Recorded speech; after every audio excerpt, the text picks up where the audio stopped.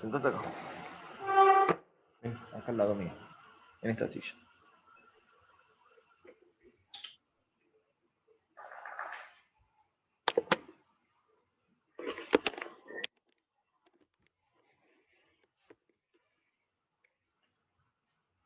Bueno, vamos a comenzar con el alineamiento.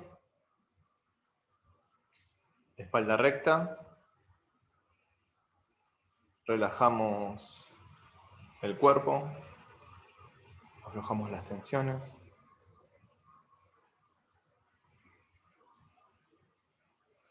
Enfocamos la atención en el entrecejo.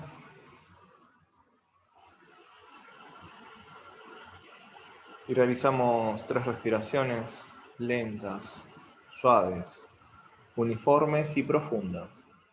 Inspirando y exhalando por nariz. Comenzamos.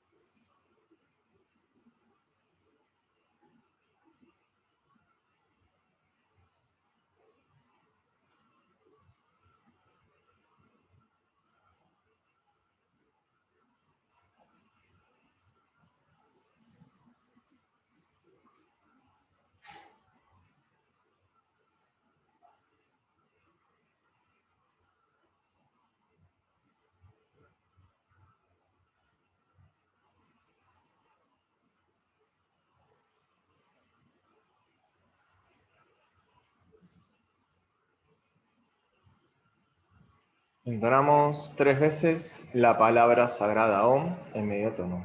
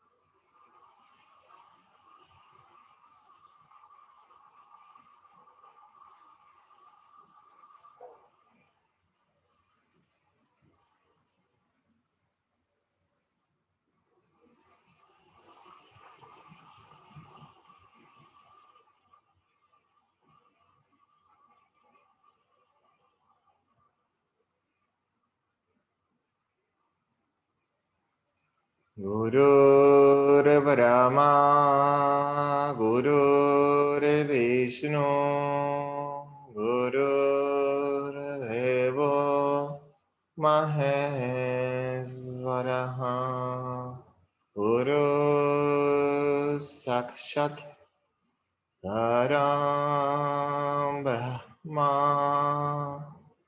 Tasmai Sri Gurave Namaha.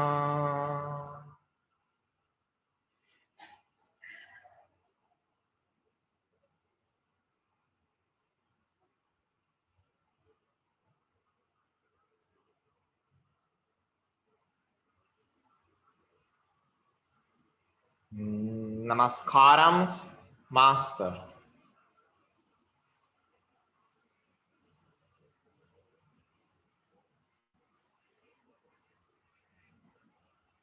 Namaskaram, Master, que, pi, que.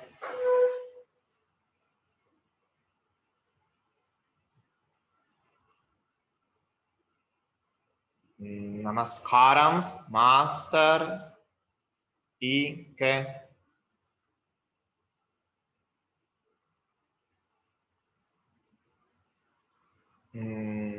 Namaskaram, Master, n.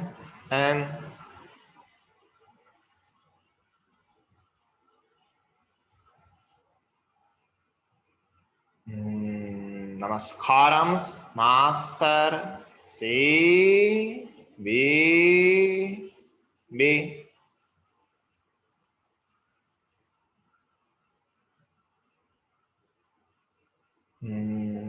Namaskaram, Master, C, B, B.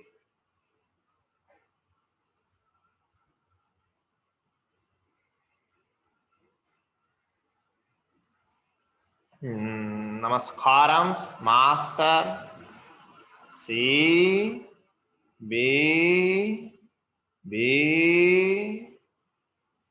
To your lotus feet.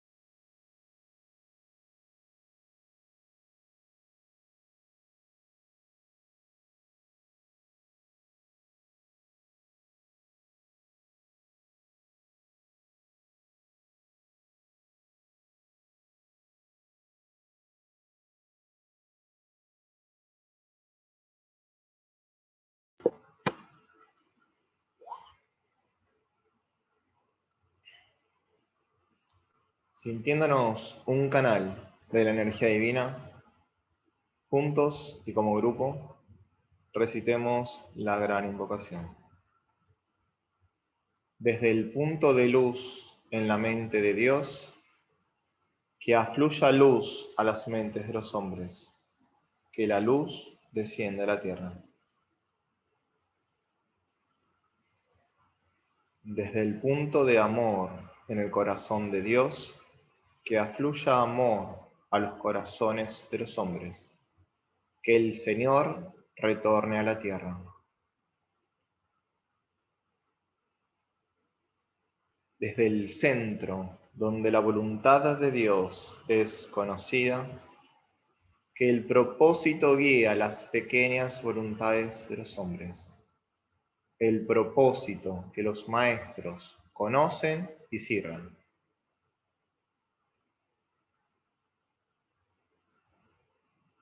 Desde el centro, que llamamos la raza de los hombres, que se realice el plan de amor y de luz, y selle la puerta donde se halla el mal.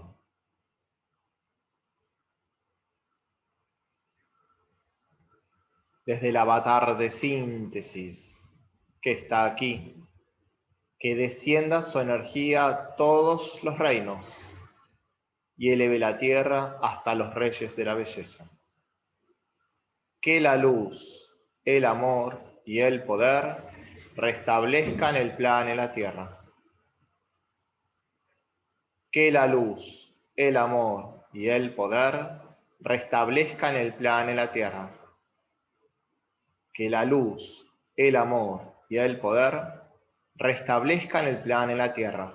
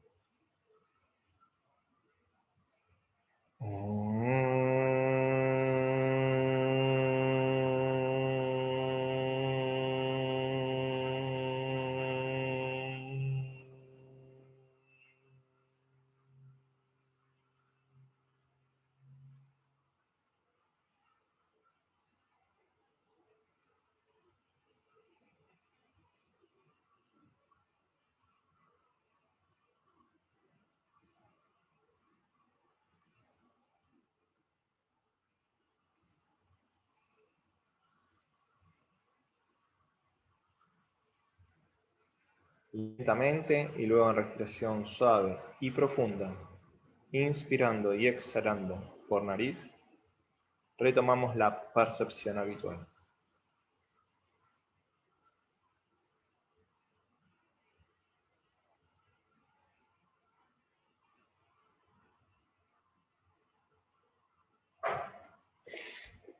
Bueno, gente, bienvenidos a todos los que se fueron sumando. Vamos, como lo vimos haciendo todos los sábados, con la lectura del libro La voz del silencio, de Blavatsky, libro que tiene su origen en los preceptos de oro, de los cuales se sacaron las sentencias que estamos compartiendo, y ahora estamos en el segundo tramo. Esta es la tercera reunión, si no recuerdo mal, vinculada al segundo tramo de este texto. Hoy está Ale, así que vamos a mejorar la parte de la tecnología y el modo de presentar el trabajo. Así que bueno, Ale, cuando quieras, comenzamos. Le damos la bienvenida. ¿Qué? Le damos la bienvenida a Alejandro. Sí, sí. No me fui por mucho tampoco, che. No me tiren. Fue un sábado nomás. Bueno, tengo entendido que el sábado pasado leyeron hasta el 115. Si quieren leemos el 116 porque después a partir del 117 viene el tema del orgullo, de la alabanza propia, que es interesante. Quizás el 116 resume un poco lo que vieron el sábado pasado, vemos si comentamos algo y después seguimos avanzando. 116. Apártate de la ignorancia y de la ilusión. Voltea tu cara del mundo ilusorio. No confíes en tus sentidos. Son falsos. Pero dentro de tu cuerpo, en el tabernáculo de tus sensaciones, busca en lo impersonal al hombre eterno. Y, al haberlo encontrado, mira al interior. Eres Buda. Busquemos a ver en el glosario 7, hombre eterno. Los budistas del norte llaman al ego reencarnante, verdadero hombre, el cual, en unión con su yo superior, se convierte en un Buda. Y la definición de Buda quiere decir, en el 8, quiere decir iluminado, el iluminado.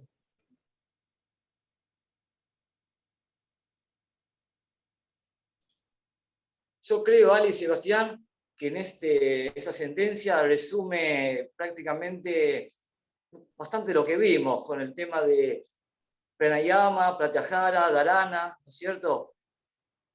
Yo creo que en vez de, la verdad, sería lindo que en vez de hablar nosotros en este tema, empiecen a hablar los integrantes del grupo, a ver si estuvieron entendiendo sobre esos temas. Recuerden que los 5 sentidos son las ventanas que tiene, son las ventanas al exterior, ya sea para la personalidad y para el alma. Si estamos identificados con la personalidad, estos 5 sentidos nos van a mostrar las cosas de una manera diferente a como existen en realidad. Si estamos identificados con el alma, nos van a mostrar las cosas tal como son. Recuerden que el 6º sentido habíamos dicho que era la mente, y el 7º sentido, la intuición. Con respecto a esto, también hablamos sobre que a través que el pranayama era el vínculo entre la personalidad o el mundo exterior con el sendero hacia el interior. Pranayama es el nexo, es una especie de antakarana para hacer que para entrar en Pratyahara, que es que los 5 sentidos que están mirando al exterior se den vueltas, se absorban y empiecen a mirar, se absorban en el 6º sentido de la mente y empiecen a mirar hacia el interior. Y entrar en Dharana, que es la concentración perfecta, para luego la meditación. Por eso creo que esta sentencia es una especie de resumen. No sé qué opinan vos, Alejandro o Seba. Sí, no, lo que acabas de decir, por ejemplo, de Antakarana, ¿viste la definición recién que acaba de decir Blavatsky en el glosario, ¿no? El verdadero hombre surge de la unión con su yo superior. Esto puede leerse también como la construcción del Antakarana, ¿no? La unión surge después de realizar el Antakarana entre el yo inferior y el yo superior.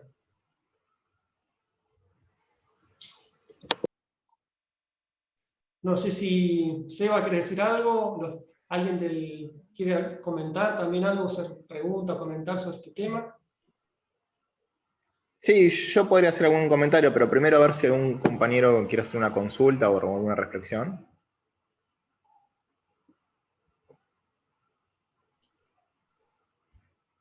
Bueno, acá entonces lo que primero nos pide o plantea el maestro, ¿se acuerdan que era el maestro ya que había atravesado, por decirlo de un modo, todo el trabajo del primer libro, se había vuelto en maestro de compasión, y entonces los discípulos le piden que dé la enseñanza, así que supongo que será esta la parte de la enseñanza brindada por este maestro, ya maestro de compasión, y le dice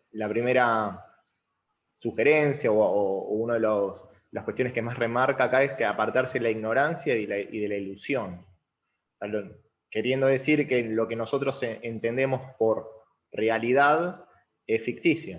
Por eso se habla del lila, del señor, del juego, del señor, del maya.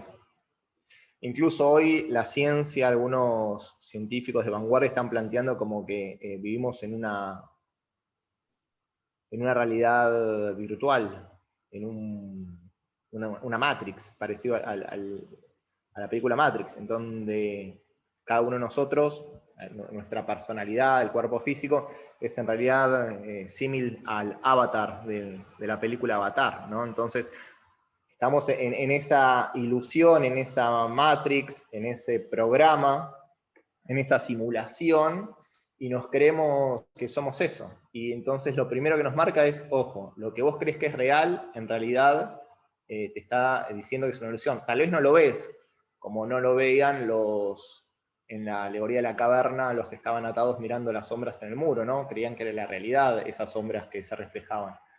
Pero viene el filósofo, aquel que pudo liberarse y conocer la verdad, a decirles, ojo que esto que creen que es, no es. Entonces, primer punto, reflexionar que lo que tomamos como verdadero, aunque sea como hipótesis, puede que no sea así. Entonces te dice que no mires al mundo, voltea tu cara de la ilusión, o sea, en vez de ir hacia afuera, nos está pidiendo que nos interioricemos, o sea, que voltear la cara es ir hacia otro lado, ir hacia el opuesto, ¿no? Desarrollar la mente subjetiva. Esto también es uno de los trabajos que nosotros estamos leyendo los miércoles a Hércules, uno de los trabajos que tiene que hacer Hércules. En el trabajo de Géminis, de tanto buscar en el mundo, a las manzanas doradas, no las encuentra, escucha de ellas, pero nadie sabe bien dónde está, y agota esa experiencia de buscar en el mundo, es decir, en la objetividad, para después empezar a buscar dentro de sí. Entonces, ese voltear la cara del mundo ilusorio es empezar a interiorizarse, como dijo Ale, a través del pranayama, y después el próximo paso más profundo, pratyahara, ¿no? No confíes en tus sentidos, te dice. O sea, la información que nos llega de los 5 sentidos es limitada. No solo es limitada, sino es falsa. La luz, o sea, los colores que vemos es el reflejo de los fotones que tienen sobre los objetos, y en realidad es el color que ese objeto no tiene. Pero nosotros le atribuimos, por recibir y decodificar esa información en nuestro cerebro, un color a las cosas. Entonces, en realidad todos nuestros sentidos captan información, y lo que hace es decodificar según los programas que tenemos nuestro sistema nervioso esa información, lo cual no captamos ni toda la información, y seguramente en esa decodificación lo hacemos en función a programas instalados, teniendo en cuenta interpretaciones, cuestiones inconscientes, personales, raciales. Entonces te dice, no confíes en eso, es falso. Es falso, lo cual es todo un desafío. ¿Se me escucha? Porque yo escucho un ruido y no sé si es mío. Se te escucha perfecto, ¿Sí? Seba. También agregaría, es interesante en uno de los videos, que dice que el cerebro es uno de los órganos más fáciles de engañar, ¿no? Que uno de los videos que mandaste, los tantos que se compartieron, que hace hincapié en eso, cómo el cerebro, vos podés estar imaginando que estás corriendo, que el cerebro se la cree, digamos, ¿no? Es que el cerebro lleva la química a todo el cuerpo para reaccionar en función a lo que cree, a lo que interpreta de la realidad, aunque externamente no ocurra. Si el cerebro se la cree, para el cuerpo así reacciona. Claro, porque la orden va al cerebro y el cerebro hace reaccionar al cuerpo. Tal cual.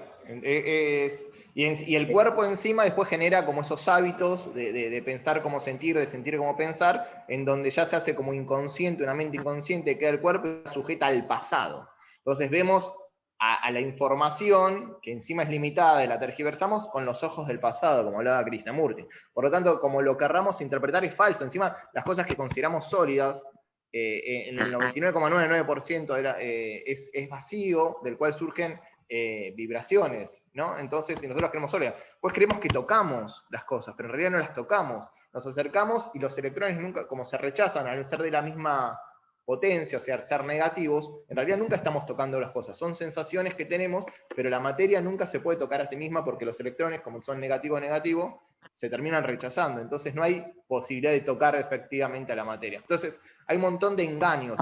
La misma Gestalt muestra un montón de ejercicios, como la mente o el cerebro interpreta eso de un modo que es engañoso. Por eso los famosos espejismos, ¿no? De lo que se habla. Incluso lo vemos en el asfalto, cuando ¿no? A la distancia parece que hay agua, cuando hay calor, y nos acercamos y simplemente era una falsa alarma.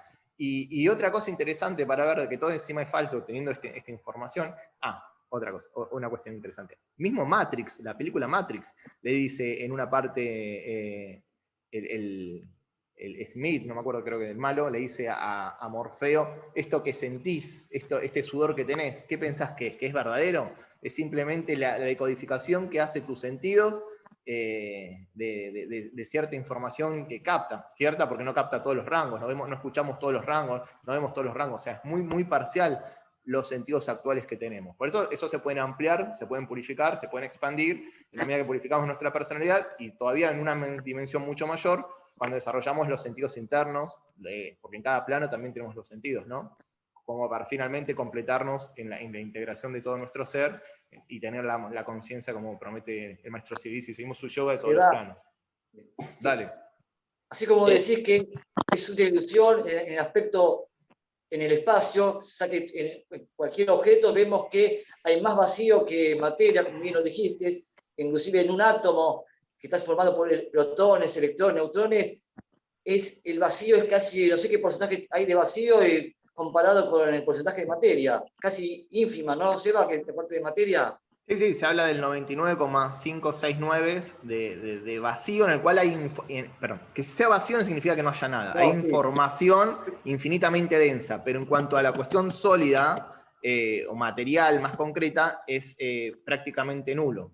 Pero claro, nosotros interpretamos el mundo a partir de esas cosas concretas que en realidad en su esencia son vacíos, y nos perdemos el trasfondo, que es el espacio, ¿no? La importancia del espacio. Para meditar. Pero así como hay ilusión, quiero decir, en el espacio, también hay ilusión en el tiempo, porque también entre un pensamiento y otro pensamiento, cuando uno se va identificando con su ser interior, va observando que existe un intervalo, así como existe un vacío en el espacio, existe un vacío también en el tiempo, entre pensamiento y pensamiento. Nosotros, dado la rapidez de los pensamientos, es tan extraordinario esa rapidez, se crea este yo ilusorio, inferior. Pero cuando uno se va identificando con nuestro ser interior y empieza a observar, se da cuenta que entre un pensamiento y otro pensamiento, cada vez el espacio que hay en el tiempo es mucho más amplio. Empieza un pensamiento, crece, madura y termina. Existe un espacio vacío, y luego empieza nuevamente a surgir, emerger un pensamiento, crecer y finaliza, se diluye. Sí. También hay sí, con respecto a lo que decís, es interesante porque los pensamientos en su propio plano son cosas. De la misma manera que podemos ver las sillas o las mesas o lo demás. Y ese espacio que decís, que también tiene su propio sonido y color, podemos entenderlo a nivel mental como el silencio, que es el equivalente al espacio entre las cosas a nivel físico. Claro, exactamente. Es una buena equivalencia. Y otra cuestión interesante que planteaste, y que hoy los científicos se están preguntando, es si el tiempo efectivamente existe. Hoy ya los científicos, más allá de la relatividad de Einstein general y particular, y que todo el tiempo varía según el observador, la densidad del espacio y la velocidad en la que va, y que no existiría tiempo a nivel cuántico, a nivel de Planck, que es el nivel más chiquitito de la materia que se conoce, no habría tiempo, no transcurriría el tiempo, e incluso el tiempo no sería lineal, sino que podría ir hacia atrás y hasta trascenderse esa concepción. Entonces, acá hay un montón de cosas para plantearse. El tema de la información que captan los sentidos, el espacio y el tiempo como relativos. Incluso Kant, hace mucho, un gran filósofo alemán, decía que hay, no me acuerdo la palabra exacta, pero como programas a priori que están dados y que son esos programas a través de los cuales nosotros entonces interpretamos al mundo. O sea, esos programas que nos permiten tener una concepción espacio y tiempo que hoy tenemos la humanidad, que hoy tiene la humanidad, pero no significa que sea la verdadera ni la única. Posiblemente, y esto también se está estudiando, que los animales tengan otra concepción, según la mosca, por ejemplo, u otros insectos, del tiempo y del espacio. Entonces es muy interesante para darnos cuenta que lo que nosotros vemos el mundo adentro de la cabeza, porque aunque parezca que está afuera, lo vemos adentro, es maya, es ilusión.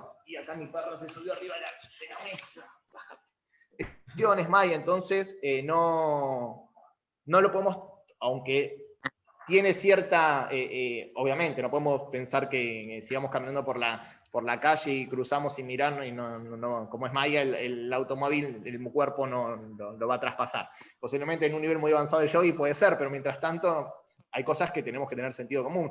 Pero reflexionar sobre esto y darnos cuenta, sobre todo, que nuestras interpretaciones del mundo, que están cargadas de sesgos, el 95% de los pensamientos son inconscientes, esos pensamientos están influenciados por programas heredados en la primera infancia o con sankaras que vienen de vidas pasadas. Es toda ilusión, y el verdadero hombre, ese ser inmutable, es luz, es el alma, digamos, o Atma, como lo queramos llamar. Entonces, empezar a tener eso en la reflexión y meditar en eso, seguramente, como la energía decía el pensamiento, esa realidad, si es real, se tiene que en algún momento manifestar.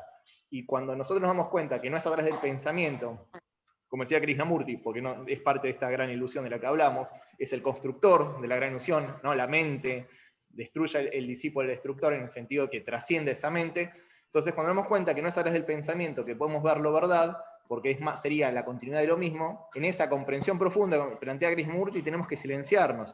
Y en ese silencio que vos dijiste, Alex, ese espacio de disponibilidad, que si hay algo verdadero, si hay algo eterno, lo tenemos que notar, se tiene que presentar, tenemos que reconocer que eso está.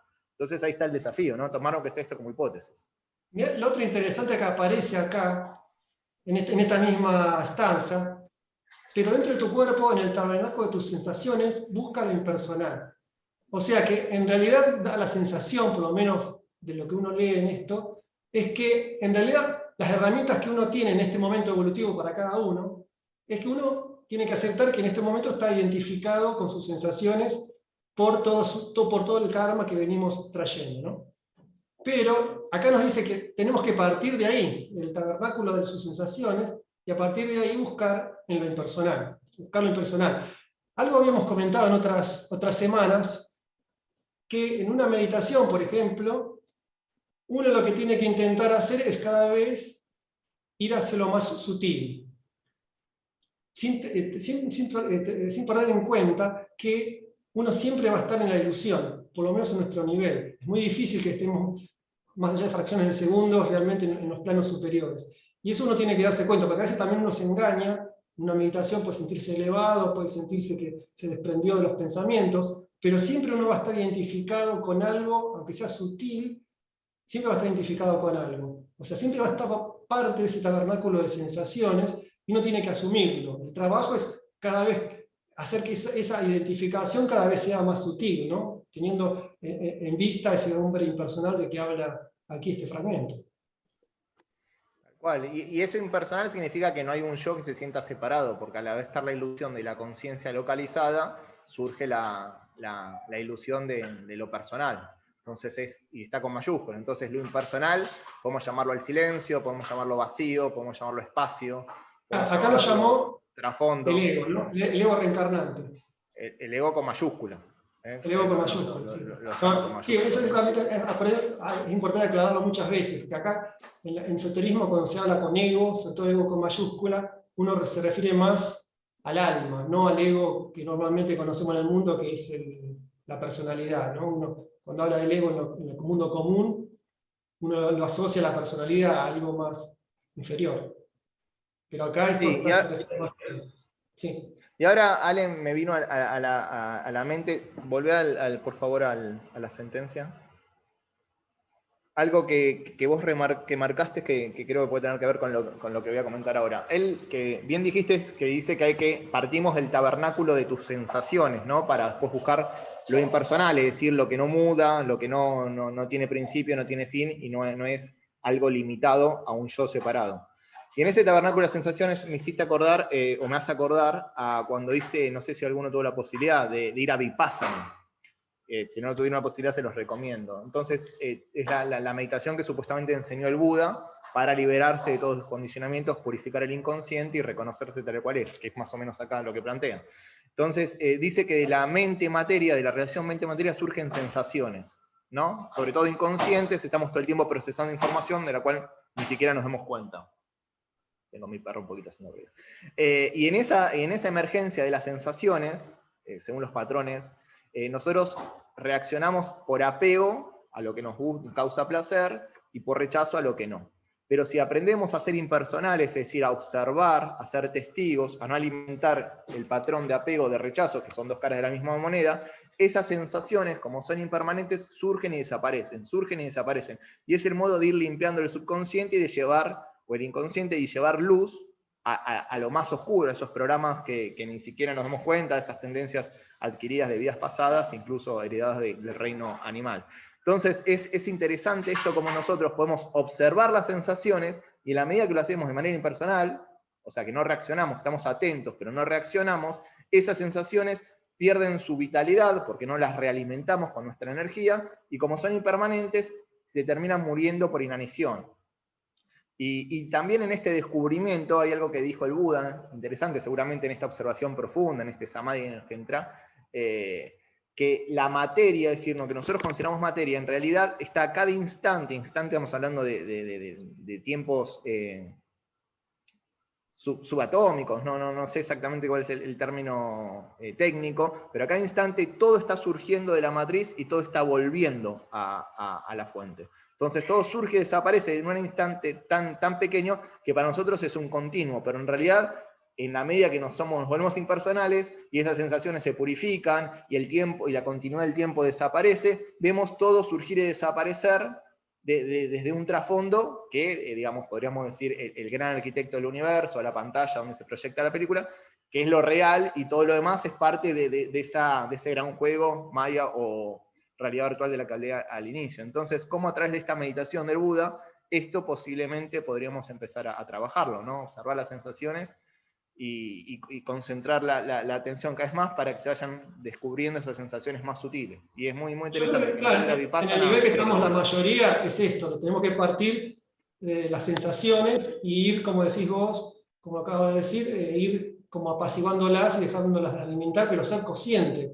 de que tenemos sensaciones y ser consciente de que nos estamos identificando. Y no desesperarnos por eso, porque cuando uno inicia la meditación y ve que continuamente fracasa, que continuamente se va entre las sensaciones, en los pensamientos, el aliento viene de saber que justamente ese es el ejercicio, volver cada vez que uno se va, y ese es el entrenamiento que uno tiene que hacer en la meditación, ¿no?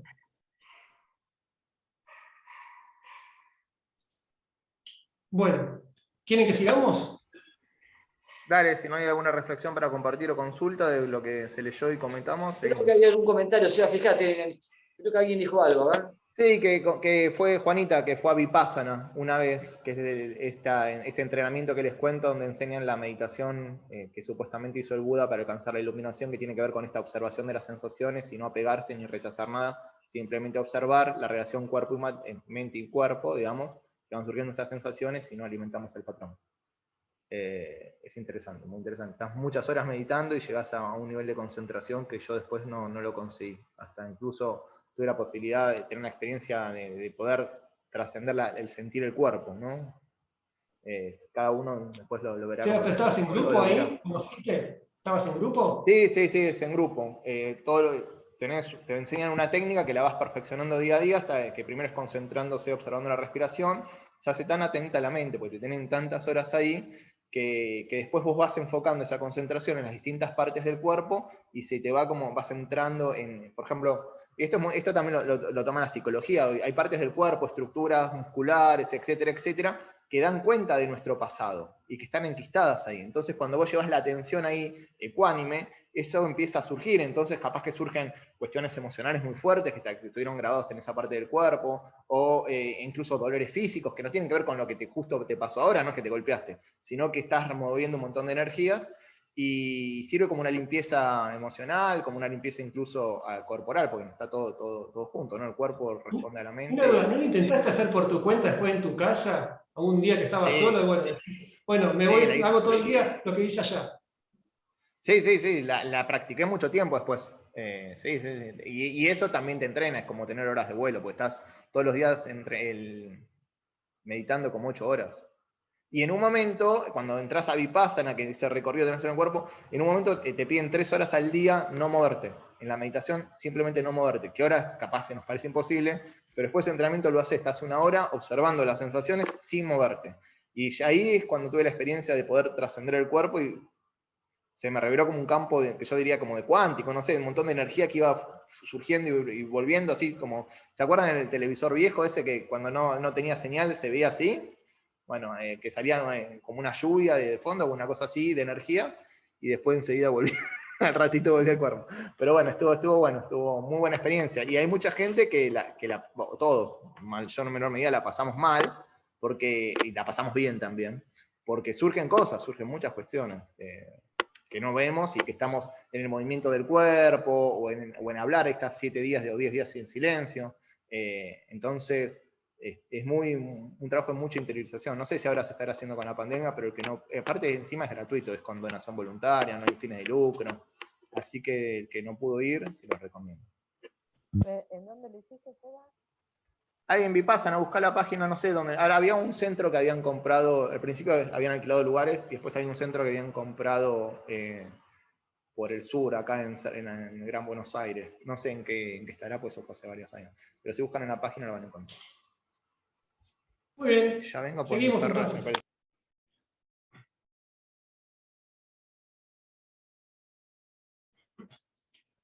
Evita el elogio o devoto.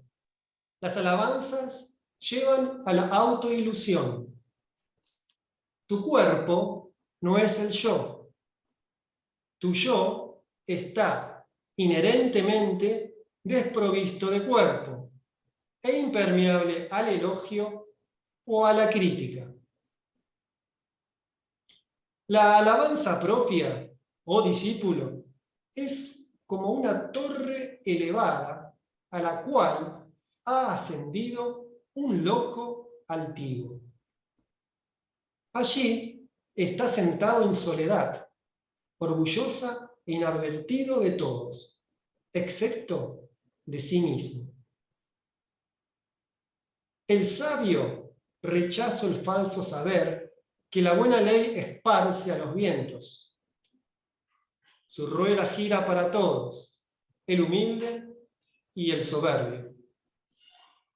La doctrina del ojo es para la muchedumbre. La doctrina del corazón para los elegidos. Los primeros repiten orgullosos: mirad, yo sé. Los segundos, los que han cosechado en humildad, confiesan en voz baja: así he oído.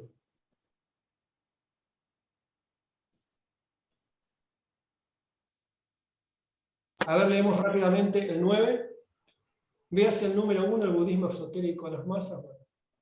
Y el 10, la fórmula usual que antecede las escrituras búdicas, cuyo significado es: cuanto sigue es lo que ha sido grabado por la tradición oral directa del Buda y de los arhats. 10, esto es la definición de así oído. O sea, así oído firman en los documentos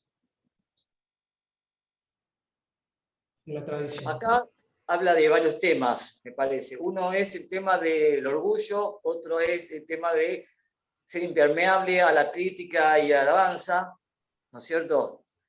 Con respecto a... Acá se podrían hablar y separar ciertos temas. Por ejemplo, con respecto a ser impermeable a la crítica o a la alabanza. En verdad, si yo les pregunto, si no somos el cuerpo, si no somos las emociones y no somos los pensamientos, ¿a quién critican y a quién alaba? Cuando alguien nos critica o cuando alguien nos alaba o nos elogia, ¿a quién lo hacen? Si nosotros nos identificamos con nuestro yo superior, vemos que nosotros no somos todo esto que nombré, por lo tanto a nosotros no nos critican. Así que tenemos que ser, de alguna manera, la palabra es impermeable. No me gusta decir insensible, porque esa insensibilidad da quizás la analogía de ser frío, y en la espiritualidad no existe esa palabra. O sea que insensible no me gusta, pero sí podemos decir que hay que desidentificarse realmente con el yo inferior, por lo tanto uno permanece como es, impermeable a cualquier tipo de crítica o alabanza. Si nosotros nos hacemos permeable a la alabanza, surge el orgullo. Ese que también ahí lo nombra. El orgullo es un sentimiento de separatividad, es un sentimiento de superioridad con respecto a los demás, con respecto al otro, y eso genera separatividad.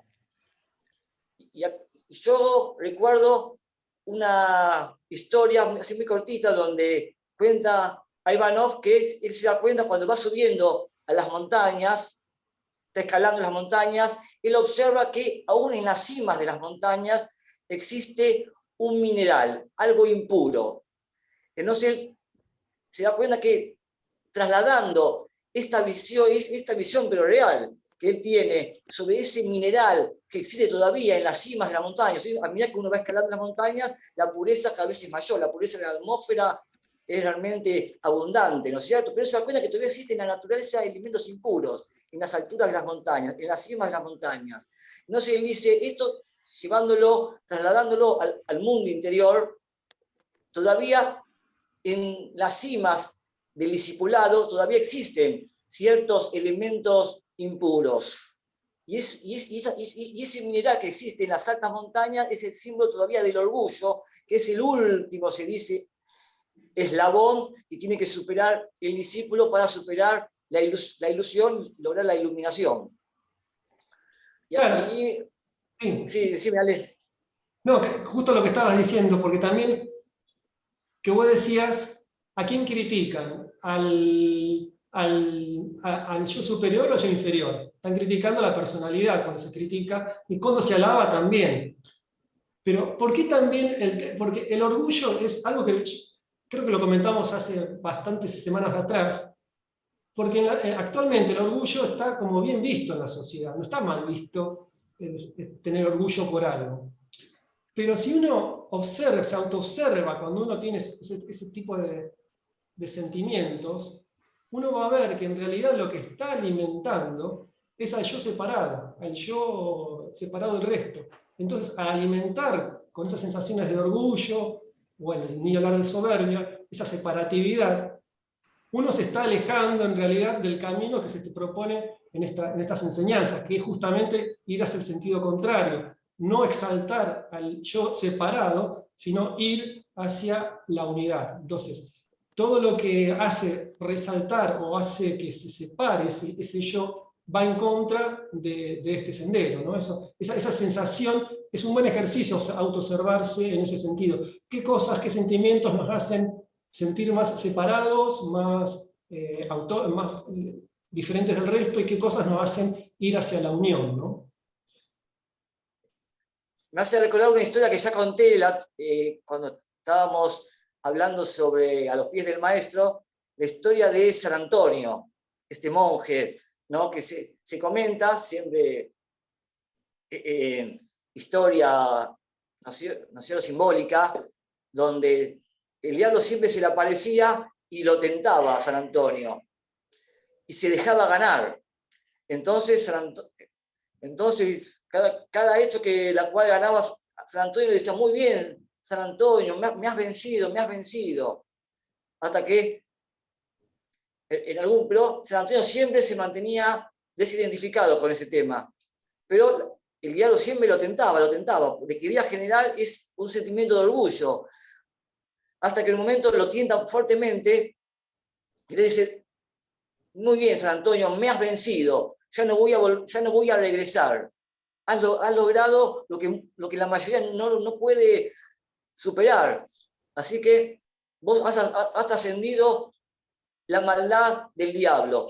Entonces se dice que San Antonio en ese momento le surgió esa tentación de orgullo, iba a decir, sí, te vencí. Pero cuando iba a decir eso, se frenó, se aquietó y le dijo, no, yo no te vencí, sino que es el ser superior que vive en mí, es el que te ha superado. Es como que ese sentimiento final, que es el orgullo que tiene todo discípulo, tiene que ser vencido con la humildad. Esa humildad de reconocer que uno no es el que actúa en las etapas finales, sino que uno, al estar aquietado, sereno, es el ser superior que va atravesándolo y va actuando, ¿no? Y ese es el que va venciendo y superando todos los obstáculos en uno. Es Claro, decir, y ahora ese que, es de humildad.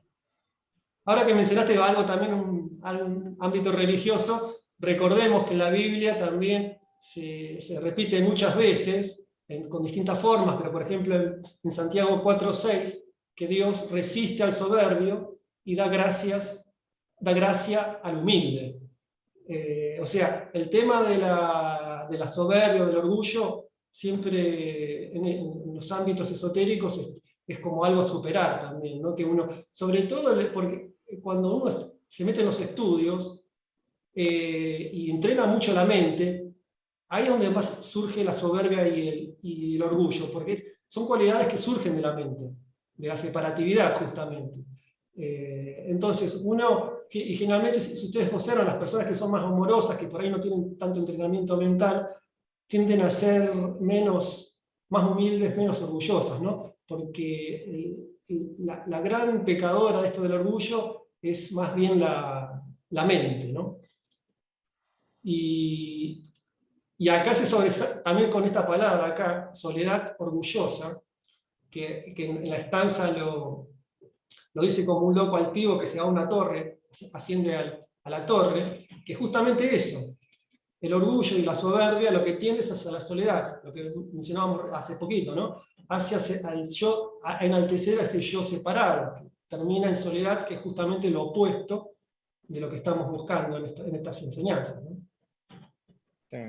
Sí, bueno, no sé si alguien quiere hacer una reflexión antes de que haga yo mi comentario. Quisiera hacer como una diferenciación entre algo que está hay una línea muy finita, me parece, que es entre el orgullo y la autoestima. O sea, uno por ahí lucha mucho contra el orgullo, o se siente en la vida, a lo largo de la vida, que no vas teniendo orgullo, y hay momentos donde te encontrás en un planteo donde te dicen no tenés autoestima, no te querés, no te... entonces, ¿cómo lo verían ustedes, no? Porque creo que es una línea finita. O sea, una cosa es el orgullo de creerse un exceso de cosas, de virtud propia, y otra cosa es la autoestima de quererse, de respetarse. No sé si Sí, soy clara, si sí, podríamos yo creo que sí. diferenciar. Para mí puede ser que se confunda, pero son cosas bien diferentes. Porque la autoestima tendría que ver con eso que dice Jesús, ama a tu prójimo como a ti mismo, ¿no?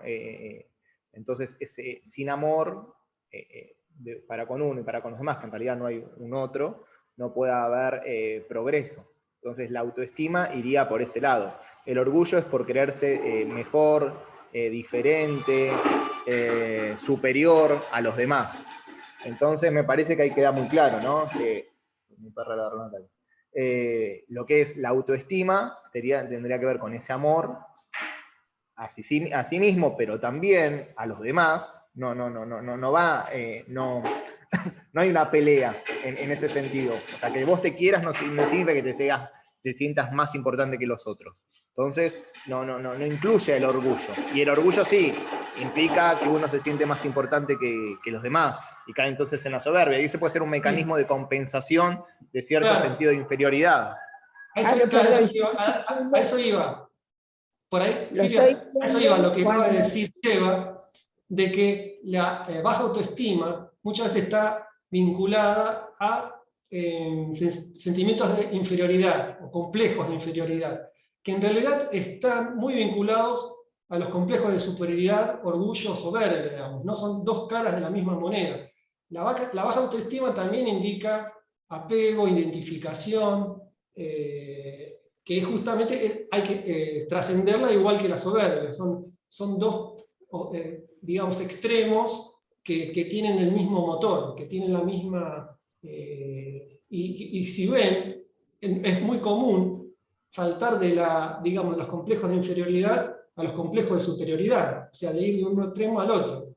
Porque en realidad, en esencia, surgen de lo mismo, de la identificación con algo que uno quiere ser, algo grande, que por ahí, cuando uno tiene complejo de inferioridad, por ahí no lo logra, tiene cierta visión de que tiene que hacer esto así, y no llega al objetivo, entonces se deprime o tiene bajo autoestima, o si lo logra, o lo logra imaginariamente, surge la soberbia, el orgullo, pero todo surge de estar apegado a los resultados, a querer que esto sea así, y tengo que llegar a ese resultado, y si no lo consumo, si no lo llego me frustro, y si llego me pongo orgulloso, porque uno está pegado al fruto de la acción. Entonces, en ambos casos, en realidad, el pecado, si uno lo quiere llamar así, es el mismo, ¿no?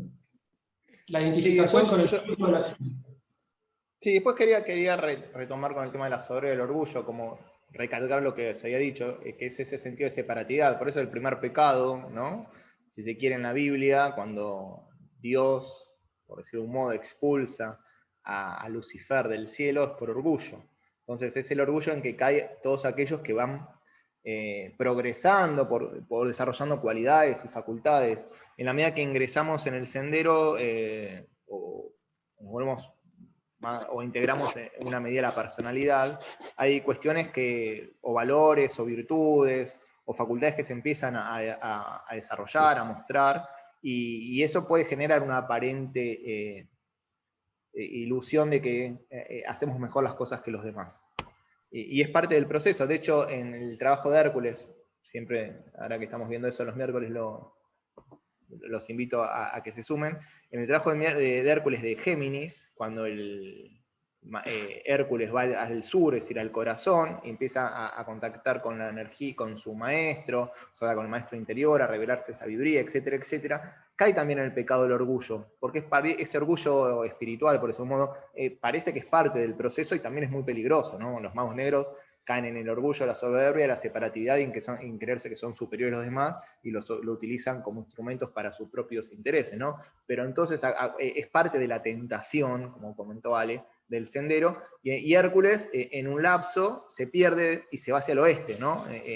Al caer en ese orgullo, se pierde, se separa de su gurú y se encuentra un maestro falso, que puede ser el creerse importante, o un maestro físico, ¿no? que lo hace caer en estas ilusiones, y se va hacia el oeste, es decir, se va hacia la materia, hacia a la mundanidad, hacia lo más profundo de la separatividad, y eventualmente la experiencia lo traerá al corazón nuevamente. Entonces, también hay que entender lo que es parte del proceso, puede ser muy peligroso, por eso acá nos instan a seguir con la doctrina del corazón y no del ojo, en donde solamente es un conocimiento más intelectual, más para beneficio personal, sino que es la doctrina del ojo, en vez de la doctrina del corazón, es más es desarrollar el sentido de compasión, por lo tanto el amor y la unidad, el trascender la separatividad, y el orgullo y la soberbia tienen que ver con esa separatividad. Y entonces estar muy atento, porque nos puede pasar en una medida a todos, y estar en claro que somos el cuerpo físico, el emocional, el mental, que es con los que se sienten orgullosos, de los que, en su otro extremo, los que se sienten menos, es una ilusión de la que hablamos antes, tiene que ver con esa identificación, por lo tanto con el apego, como habló Ale recién, y que no es real, y que la sabiduría de los Budas, de los Arahat, que se expresa a través de ellos, no les pertenece, por eso dice así he oído. Entonces ahí empezamos a comprender que lo que salga, lo que aprendamos o lo que surja de nosotros, no es nuestro, es la vida que se expresa a nosotros. Entonces nosotros no somos los que adquirimos la sabiduría, sino es la sabiduría la que nos tiene a todos y se expresa por sus distintos canales. Claro, acá justo Susana comenta sobre eso, ¿no? Como que la autoestima nos pregunta si tiene que ver con la personalidad, ¿no? Que justamente es eso, la baja autoestima está relacionada con eso, con identificarse con la personalidad. Una tendencia en la sociedad. Yo la verdad que la primera vez que lo veo desde ese lugar, que el orgullo es sentirse más que otro. Porque por ahí lo he visto desde el lugar cultural, que te dicen, hiciste tal cosa o tal otra, tenés que sentirte orgulloso. Pero no solo de sentirse más que el otro, sino, como bien dijo Ale, el apego al fruto de la acción. O sea, te sentís orgulloso, ¿por qué? Porque hiciste algo. o porque tenés Claro, algo. cuando Entonces uno uno dice queda circunscripto por eso, queda tomado por esa circunstancia, por ese objeto, por esa cosa, por ese resultado. cuando uno no siente todo eso, hay una tendencia social que te lleva a eso. Porque también cuando te dicen no tenés autoestima, y no, porque pues, justamente por el hecho de no estar, será atado al fruto de la acción, que debe tener que ver esa respuesta.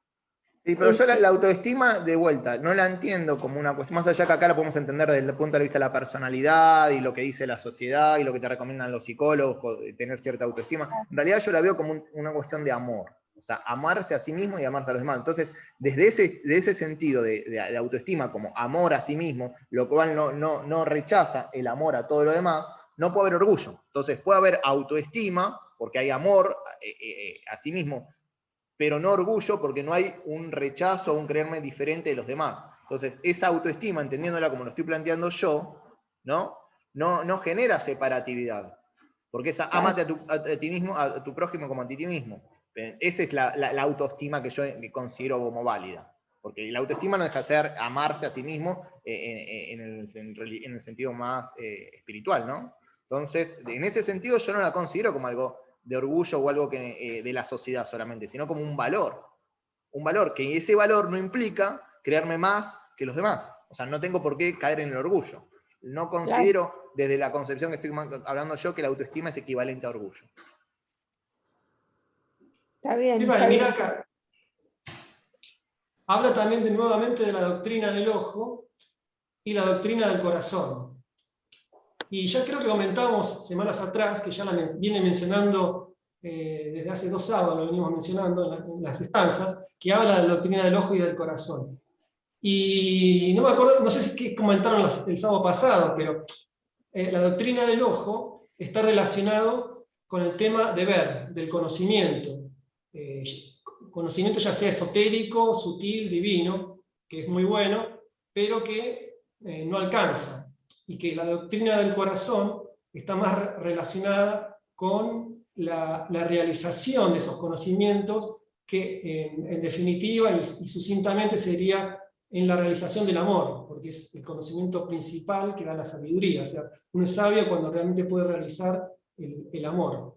Y acá también hace hincapié este fragmento en que la doctrina del ojo es para la muchedumbre, yo lo interpreto como para la mayoría, para gran parte, y que la doctrina del corazón es para menos. Y si se acuerdan cómo empezamos este libro a leer, que justamente en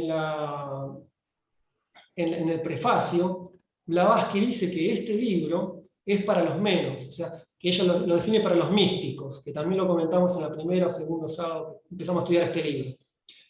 ¿Y qué significa? Que en la sociedad teosófica gran parte de la gente se dedica al estudio intelectual de estos temas. Y en menor tiempo o en menor cantidad realmente al tema de realizar esos conocimientos a través de la meditación o a través de la autotransformación, ¿no? Pero no es porque no se quiera o por ignorancia, sino porque es más difícil la realización que el conocimiento intelectual, en muchos casos, ¿no? Entonces, para eso dice también que la doctrina del ojo, del conocimiento, es para la mayor parte, y la doctrina del corazón es para menos cantidad de gente, ¿no? Para los místicos o elegidos, que Blavatsky es a quien va dirigido justamente esta enseñanza o este libro de la voz del silencio, ¿no? Ale, habíamos Está dicho bueno. también que la semana Sí. pasada que lo ideal sería que exista un solo sendero que una a la doctrina del ojo y a la doctrina del corazón.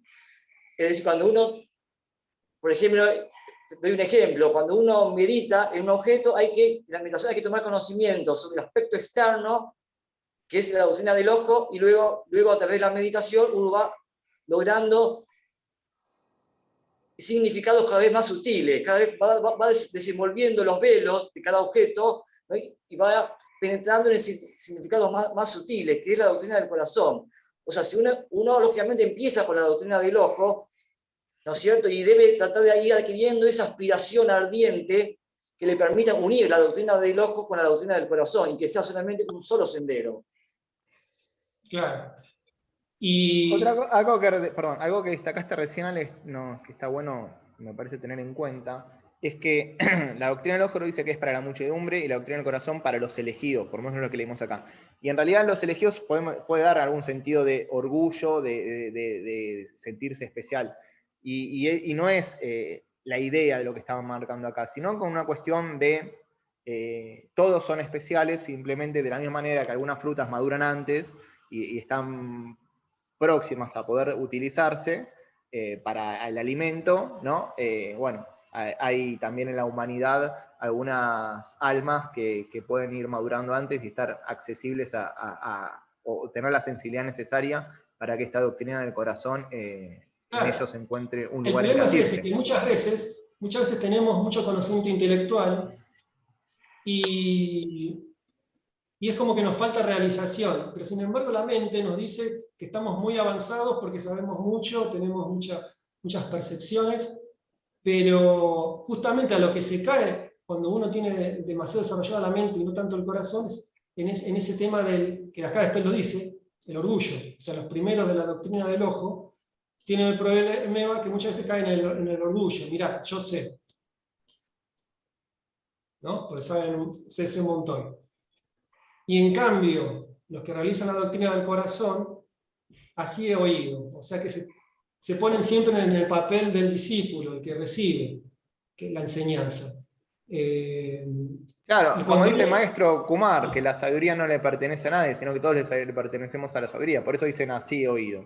En el caso que yo sé, se pone en el lugar del que sabe.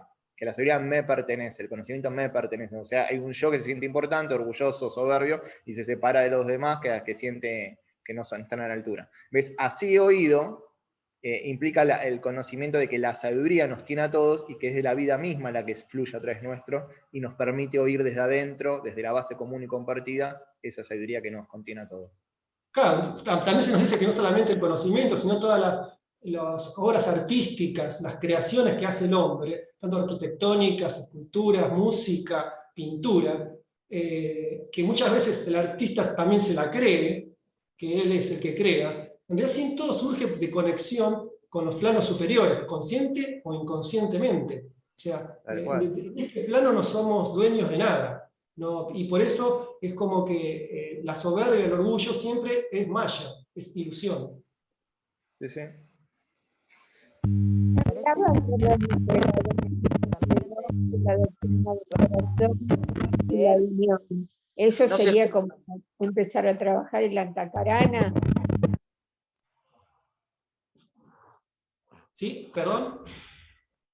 No se escuchó, ¿no? En mi teléfono.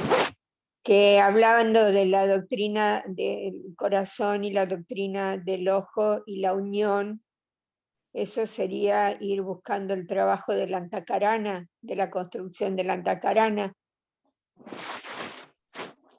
Sí, por analogía podemos hablar de la antacarana, en ese caso la doctrina del ojo podría ser la primera parte de la antacarana, que se construye con sustancia mental, cuando no hay todavía una aspiración ardiente y uno solamente, como dije, analiza las cosas desde el aspecto forma, está ilusionado, sigue con mucha malla, mucho espejismo, ¿no es cierto? Porque no hay esa aspiración ardiente, esa consagración que hace que uno logre tratar de entrar en el aspecto místico del que hablaba Ale. Pero sí, cuando surge ese aspecto místico, esa aspiración, podemos decir que la primera parte de la antacarana se une con la segunda parte de la antacarana y ahí, según mi visión, podemos unir la doctrina del ojo con la doctrina del corazón. Gracias. Bueno, Sí, ¿alguna porque otra consulta o reflexión? Si no, Ale, te diría que sigamos leyendo, así no podemos leer alguna cosita más. Acá me parece que está hablando Vanessa, que Vale, no se te escucha nada, solo ruido. Vanessa, Mucho ruido. ¿Se escucha? A ver. ¿Ahí? ahí Sí. sí. Nada, que siguiendo la línea de Hércules, podríamos relacionarlo con el trabajo en cáncer, con esto de lo mío, al saber que nada nos pertenece, no hay necesidad de sentir ningún orgullo, ¿no? Es un trabajo de Tal de cual. esto de lo posesivo.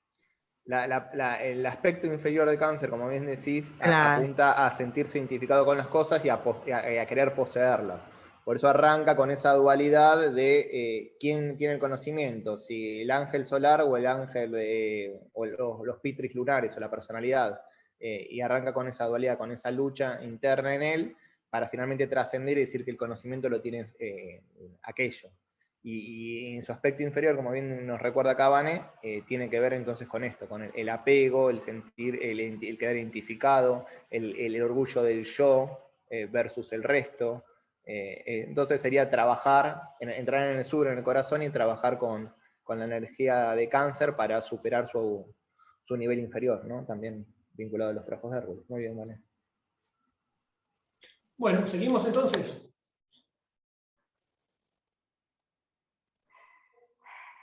La doctrina ¿No hay nada 120. chicos, de comentarios? Me parece. A ver.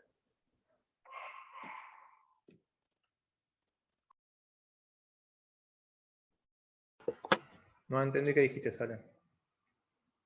¿Seguimos? Sí, Ale, sí, ¿qué por mí querés? sí. No sé qué dijo Ale, no lo entendí. No, porque yo veía que en la parte de chat figuraban comentarios, pero no, quizás sean los anteriores. Sí, tienen que ver con los anteriores. Después dijeron que en la doctrina que a los pies del maestro tiene que ver con la primera iniciación. Este libro le dijeron la tercera y La luz en el sendero la segunda. Algunos dicen al revés, que este libro tiene que ver con la segunda y La luz en el sendero con la tercera. Claro, Lo ahí ya importante es que tiene que ver anticipamos con que un el próximo proceso de libro va a expansión ser de... el sendero, Falta ¿no? y el encendido se habla con la quinta y hasta la séptima, inclusive. Claro, por eso, según la aproximación, el orden sería, Sí. más allá del número de iniciación que le corresponde a cada uno, el trabajo sería a los pies del maestro, la voz del silencio y luz en el sendero. Ese sería Así es. digamos, el nivel que iríamos progresando, finalmente terminando con la luz en el sendero. Y acá, bueno, acá lo plantea como al revés, que la luz en el sendero es la segunda y la voz en el silencio la tercera. Pero por lo menos la que yo tengo, digamos, la secuencia que tenemos nosotros entendida es la que planteé. A los pies del maestro, voz en el silencio y después luz en el sendero.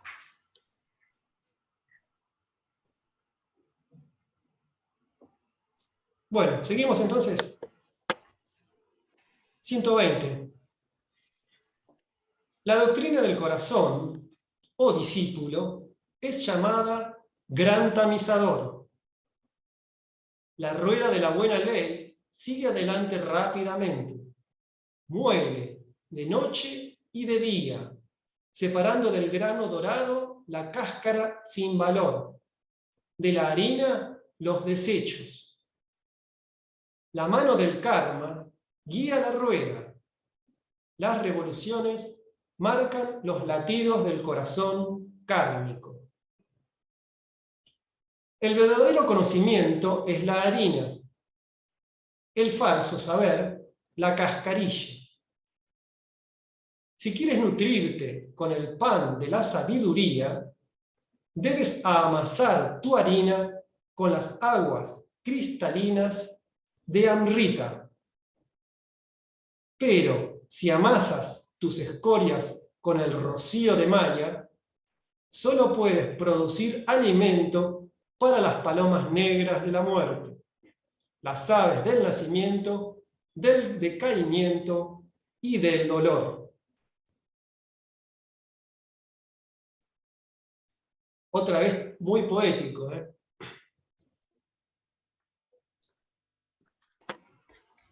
Sí, acá hay alguien que, bueno, vuelve a comentar antes de entrar en estas instancias, ¿no? Son lo mismo.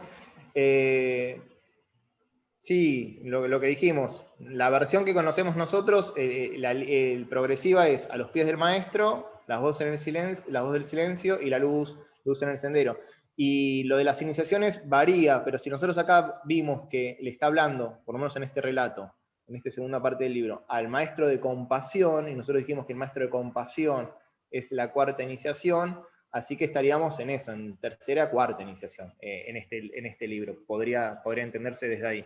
Y después cuando entremos en la luz luz en el sendero, que es el próximo, ahí dilucidamos si es iniciaciones mayores o no, vemos. Pero en principio acá vimos todo el primer libro como un proceso de volvernos discípulos, hasta que finalmente termina en maestro, y después ya reconociéndonos como maestros de compasión, cuarta iniciación, dar la enseñanza como parte de la doctrina del corazón, y entrar entonces en el camino del Bodhisattva, ¿no? Para las iniciaciones superiores. Lleva ahí me diste pie para mostrarla al final lo que les había prometido de esta filmina, porque ya habían preguntado varias veces el tema de la nomenclatura de las iniciaciones, y acá tenemos, ¿no?, la cuarta iniciación, maestro de compasión, que como bien acaba de decir Seba, el fragmento 1 termina diciendo que al final del sendero se llega al maestro de compasión, que sería acá, como dijo recién, iniciación de la cuarta iniciación, ¿no? Y para repasar, entonces, el sendero, también hay que tener en cuenta que estas nomenclaturas dependen del tipo de budismo que uno las saque, ¿no? Esto se entiende dentro del budismo esotérico teosófico, que empieza como aspirante aprendiz, después probacionista para entrar al sendero, discípulo cuando entra en el sendero, que ahí ya hay un contacto casi permanente con el alma, después está el iniciado de primera, de segunda, y habíamos dicho también que el iniciado verdadero es a partir de la tercera iniciación, que tiene el título entre comillas de iniciado.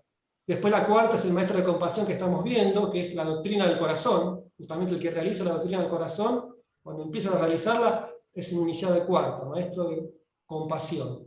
Y también en otra nomenclatura es el famoso Arhat, esta etapa evolutiva, ¿no? Que se dice que todos los discípulos del Buda eran Arhat, o sea que tenían ya la cuarta iniciación.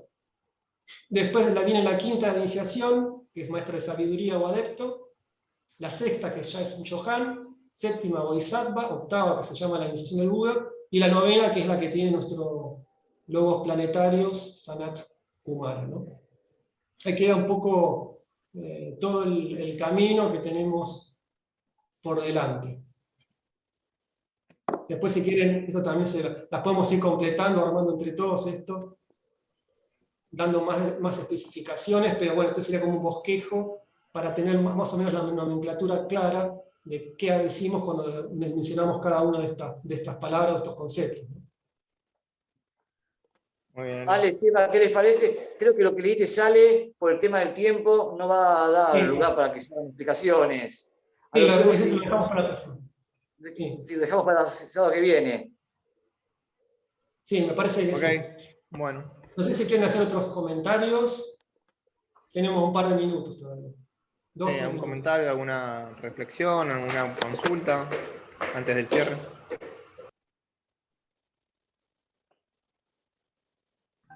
Buenas noches. Yo quisiera hacer una consulta.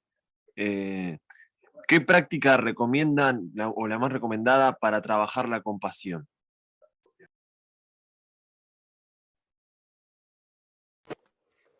El otro día hablamos de una práctica vinculada a la meditación, ¿no? En Vipassana también hay una línea que se llama Metta Bhavana, que tiene que ver con meditar en el corazón y en los sentimientos de compasión, agradecimiento, empatía y demás.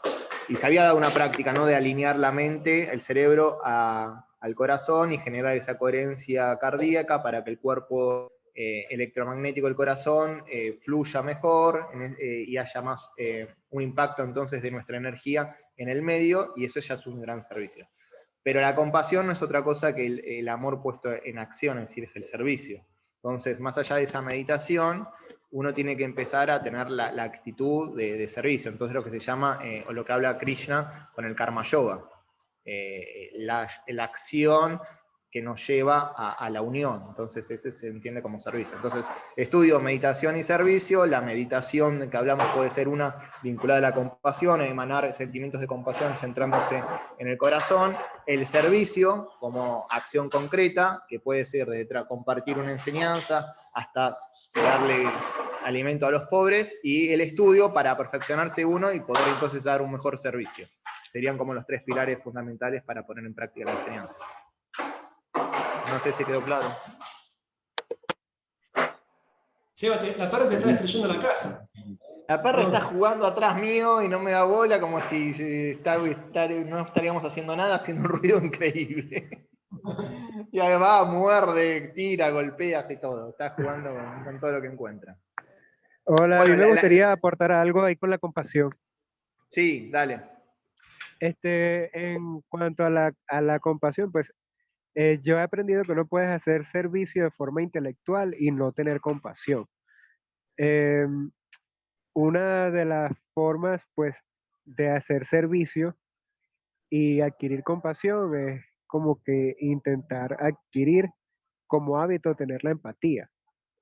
Entonces, la empatía simplemente es intentar ponerse en el zapato de la otra persona a la que tú le estarías haciendo un servicio o simplemente en la vida cotidiana hacer ese tipo de empatía que no es lo mismo que una identificación. No es apropiarse tampoco de la vida de la otra persona, sino comprender, sentir como la otra persona. Más o menos allí yo puedo ver eso porque pues hay muchas personas, incluso en servicios religiosos, que hacen muchos servicios a otras personas y- pero realmente muchas veces se llenan de ego, entonces como que es, no se puede quedar en la forma. Ah, no, esta persona hace mucho servicio, pero dentro de eso, como decir, en la sustancia, en los principios, pues no siempre están las mismas intenciones. Entonces, eso como que por ahí lo veo también. Sí, creo que mencionaste una palabra clave que es el tema de la intención recién. O sea, todo lo que uno se propone hacer, el maestro tibetano siempre nos enseña a decir cuál es tu motivación para hacerlo, cuál es tu intención. Porque puedes hacer la acción más benéfica del mundo, pero si no hay una intención detrás positiva, correcta, no tiene, no sé decirlo valor, pero no es que algo que va a edificar. Entonces, Sí, como exacto. bien dijiste, muchas veces hay servicios externos, que uno puede ir a dar de comer a los pobres, como decía Seba, pero si uno no lo hace con una actitud sincera interna, eso es como una cáscara vacía. La pregunta sería, bueno, ¿cómo logro realmente tener esa motivación interna, pura, desinteresada? Y bueno, y justamente eso es todo el trabajo que se enseña en estas estancias, puesto en práctica, ¿no? O sea, la meditación y después salir y realmente comprobar mediante el servicio si realmente uno cuando hace ese servicio lo hace de manera desinteresada, sin ninguna motivación propia, y bueno, y avanzar en ese sentido. Sí, ese es el Igualmente, famoso también sin sí, apego al fruto de la acción, ¿no? Del tanto que hablamos. Porque cuando hay apego al fruto de la acción, hay un interés personal. En la medida que no hay apego al fruto de la acción y que el servicio sale espontáneamente desde esa empatía, desde ese lugar en común, se trasciende entonces el egoísmo o el orgullo espiritual o el querernos importantes o sí, el quedar sujeto a que nosotros somos los hacedores, ¿no? Que es también claro. un error. Igual, Seba, no quiero que se escape algo importante que vos también, Seba, en otros sábados lo habías comentado, que por más que uno todavía no sienta la motivación más pura y desinteresada, es importante que igual haga el servicio. O sea, Tal cual. eh, o sea por más que uno se da cuenta que a veces lo hace porque, bueno, me dijeron que tengo que hacer el servicio que es importante, entonces lo hago como una obligación, no es la idea eso, pero mientras que no surja, es importante hacerlo. Es como el famoso dicho que también se dijo acá, es actuar como si fuéramos compasivos, como si fuéramos bondadosos, que no quiere decir hipocresía, sino realmente que uno Tal cual. tiene la intención de mejorarse a pesar de que todavía no le surge naturalmente, ¿no? Hay no sé, un dicho, no me acuerdo si es exacto, pero que es como que el pájaro no canta porque es feliz, sino porque canta es feliz. Entonces, hacer el como si, mover la energía, invoca la energía del alma para que la compasión no fluya. Y el mover la energía para que la energía del alma fluya tiene que ver con el servicio. Entonces, aunque la intención todavía no sea lo suficientemente pura, si insistimos, la invocación se va a ir purificando y la energía del alma, que tiene que ver con la compasión, va a fluir. Y déjame agregar otra cosa, o sea, otra cuestión. La intención es fundamental, pero la eficacia también, porque si yo tengo buena intención y no tengo el conocimiento necesario, puedo hacer más mal que bien, ¿no? El ejemplo que a veces doy, tengo muy buena intención, riego las plantas todos los días, pero se nota que es un cactus y la mato ahogado. Entonces, la intención es la base, pero si no tenemos el conocimiento, no alcanza. Entonces, muchas cuestiones a considerar en el servicio, ¿no? En las sutilezas que hay que tener en cuenta. Bueno, en cuanto a eso, disculpa, la empatía yo lo veo como una toma de conciencia más que otra cosa, porque muchas veces juzgamos desde un punto de vista puede ser moral, desde un punto de vista personal, de acuerdo a nuestras conveniencias, incluso sin darnos cuenta. En cambio, cuando juzgamos desde la empatía, pues estamos viendo la cosa quizás como es, pues desde el punto de vista de la otra persona. Y ahí es cuando adquirimos de verdad la compasión. Entonces creo que desde esta toma de conciencia empática adquirimos realmente compasión. Tal cual. Claro. Y también hay que tener en cuenta que la empatía, si nos lleva a la compasión, y que no confundamos compasión con lástima. Porque a veces uno parece que empatiza y en vez de colaborar a elevar a la situación, baja uno a que seamos dos los que estamos llorando. Entonces, eso tampoco es compasión. Sí, Entonces, hay muchas igual también sutilezas a considerar. Dale, hay dale. también dos tipos de empatías, ¿no? Hay un ejercicio muy importante con respecto a la empatía, que es, por ejemplo, cuando uno ve una película y se identifica, por ejemplo, con un personaje, y es completamente empático con lo que le pasa a ese personaje. Generalmente es el héroe, ¿no? El que hace todo bien, el que salva a la chica y todo eso. Porque uno está identificado y cuando le pegan una bala se la siente uno, etc. Pero ese tipo de empatía, de identificación, sigue siendo justamente de identificación. La verdadera empatía de identificarse con el otro surge cuando uno realiza internamente todas estas enseñanzas y realmente es consciente de la unicidad, que en realidad uno es parte de, o uno es ese uno, esa humanidad. Entonces al otro no lo ve como algo diferente, sino como que lo ve parte de un mismo ser. Y esa es la empatía verdadera, que es lo que surge de la realización mística, de la realización espiritual, ¿no? Que no es por identificación con uno mismo, la empatía que surge porque uno siente, porque se identifica con el otro como si fuera uno mismo. O sea, es como que uno de nuevo, el ejercicio de la película, ¿no? Uno se identifica y entonces sufre con la otra persona, sino que surge, la verdadera empatía surge del conocimiento de la realización de la unicidad de la humanidad, ¿no? ¿Puedo decir algo? Sí, disculpe. Un momentico rapidito que se me da la idea. Incluso cuando tienes empatía, no riegas el cactus de más, porque el servicio con empatía pues está comprendiendo y está teniendo conciencia del otro, de la otra persona. Y regar un cactus de más sería un servicio sin empatía, pues, por decirlo de cierta manera. Sí, no se tiene la sensibilidad necesaria para saber lo que el otro necesita si no hay empatía. Entonces, lo que hagamos puede ser perjudicial sin esa sensibilidad. ¿Puedo decir algo? A ver si no se me fue. Dale, Lorelei, termina. Igualmente, cuando uno es empático con alguien que realmente está necesitando, la sensación es totalmente distinta, ni comparable con una identificación en una película. O sea, es clara la sensación o como le quieran llamar. No hay duda de algunas cosas que por ahí se ponen en duda cuando las comparamos con otras. Sí, el tema es no caer tampoco en la lástima, ¿no? Como hablamos, o sea, si a la empatía le damos sensibilidad, le damos el sentido también de eficiencia, entonces estamos hablando de compasión. Si la empatía lo consideramos como ver desde otro punto de vista y caemos en la lástima, ahí ya en vez de sumar, restamos y el conflicto se acrecienta. Entonces, bueno, Sí, hay que ver la precisión que le damos a las palabras. Sí. El tema de lo que yo mencioné de la película es un ejemplo superficial que di como un ejercicio, no quiero decir que los iguale a todas las demás experiencias, pero es un buen ejercicio ver cómo normalmente en una película nos identificamos respondemos a las sensaciones que está viviendo el personaje con el que nos identificamos, ¿no? Y algo Y importante. de Maya, de la ilusión de Maya.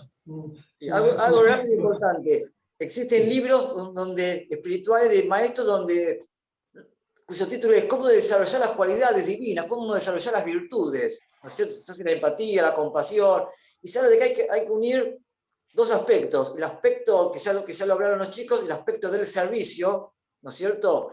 Y el aspecto de la creación interna, primero, de esa cualidad. Y uno puede meditar haciendo ejercicios, creándolos mentalmente, emocionalmente, donde uno va haciendo servicio en diversas situaciones. Uno conoce lo que es el amor a sus hijos, el amor a su familia, el amor a sus amigos. Bueno, uno al tener ese conocimiento del amor, tiene que ir a través de ejercicios mentales, de creatividad de uno mental, trasladando ese amor hacia toda persona con la cual uno se va a poner en contacto, a través de creaciones mentales. Y así, ese amor, esa empatía, la compasión es es un estado muy avanzado. La empatía, uno debe empezar con la empatía. Bueno, crearla primero que surja, que emerja desde nuestro interior a través de ejercicios de meditación y luego combinarlas con llevándolos a la práctica, ¿no? Que creo que eso es muy importante.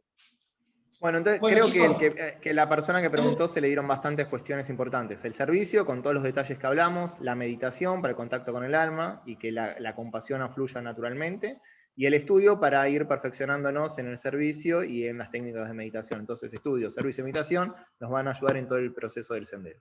Entre ellos, desarrollar la compasión. Bueno, muy bien, chicos, vamos a tener que ir redondeando porque ya nos pasamos de tiempo bastante. Dale, Así hagamos el que cierre, Alex. Vamos ya al cierre. Cualquier cosa, igual, como siempre, seguimos en el grupo en la semana, ¿no? Intercambiando reflexiones y pensamientos. Bueno, gente, hagamos el cierre. Espalda recta, aflojamos las tensiones del cuerpo.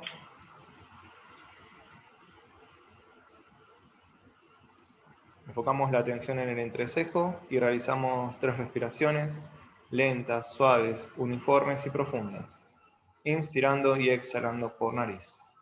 Comenzamos.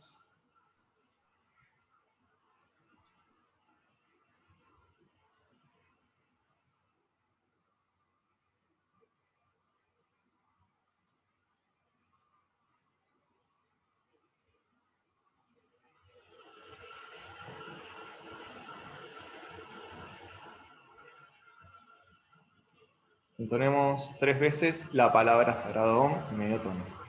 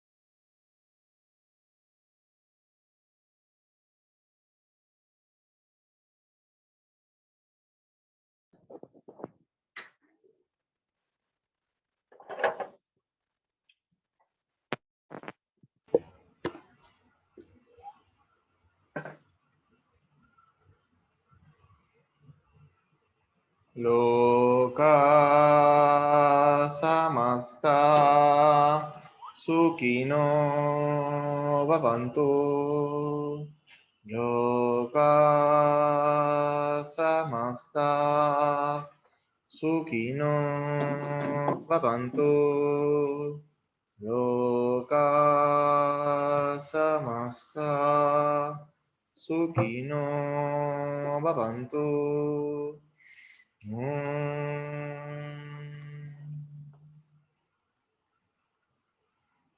Shanti, Shanti, Shanti.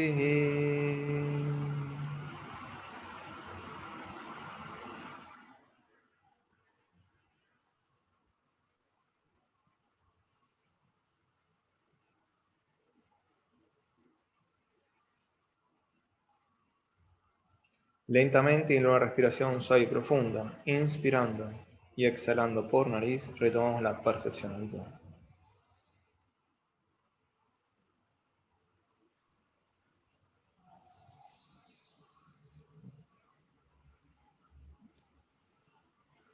Namaste. Bueno, gente, muchas gracias. Seguimos en la semana vinculados por el grupo de WhatsApp. Si alguien no está, me habla y lo sumamos.